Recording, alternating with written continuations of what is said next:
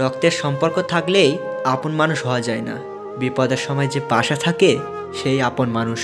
তুমি যত কম বলবে, রাগ কম দেখাবে, কেউ কিছু বললেও কানে কম শুনবে, ঝামেলা হলে ছেড়ে দেবে, অপমান করলে হেসে চলে আসবে, মানুষকে আপন কম ভাববে, যত লোকের কাছে বোকা মানুষ হবে তত সুখে থাকবে। যারা ভালোবাসা নিয়ে খেলা করে তারাই ভালোবাসা পায়, আর যারা মন থেকে সত্যি ভালোবাসে তারা শুধু কষ্ট পায়। সম্পর্কটা তখনই সুন্দর হয়ে উঠবে যখন ভালোবাসার টানটা দুদিক থেকেই সমান থাকবে।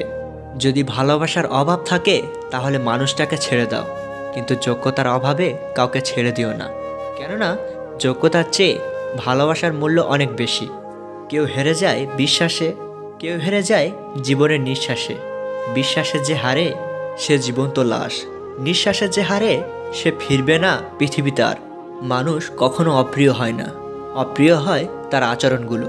কিছু মানুষ বারবার সেখানেই ফিরে যায় যেখানে সে বারবার কষ্ট পায়। এক ভদ্রলোক ডিম বিক্রেতাকে জিজ্ঞেস করলো, ডিম কত করে বিক্রি করছেন? বৃদ্ধ বিক্রেতা বলল, স্যার 5 টাকা করে প্রতিটি। স্যার বলল, আমি 5টি 25 টাকা দেব, না হয় চলে যাব। বৃদ্ধ বিক্রেতা উত্তর দিল, আসেন স্যার, নিয়ে যান আপনার দামে, কারণ সারাদিন একটিও বিক্রি করতে পারিনি। আপনার মাধ্যমেই আজকের বিক্রি শুরু। স্যারটি ডিম কিনে জিতে গেছে ভেবে চলে গেল। তারপর স্যারটি তার দামি গাড়িতে চড়ে তার বন্ধুর সাথে অভিজাত রেস্তোরাঁতে গেল। সেখানে সে আর তার বন্ধুরা তাদের পছন্দসই অনেক কিছু অর্ডার করলো, কিন্তু তারা যা অর্ডার দিল তার স্বল্প খেলো আর বেশিরভাগ রেখে দিল।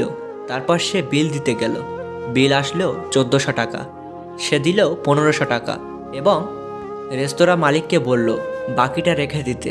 এ ব্যাপারটা রেস্তোরাঁ মালিকের কাছে খুবই স্বাভাবিক হতে পারে, কিন্তু দরিদ্র ডিম বিক্রেতার কাছে খুবই বেদনাময়। ইস্যুটা হচ্ছে, আমরা যখন দরিদ্র মানুষদের কাছ থেকে কিছু কিনি, কেন আমরা দেখাই আমাদের ক্ষমতা কত, এবং তাদের কাছে কেন এত উদার হই, যাদের ওই বদান্যতা মোটেও প্রয়োজন নেই।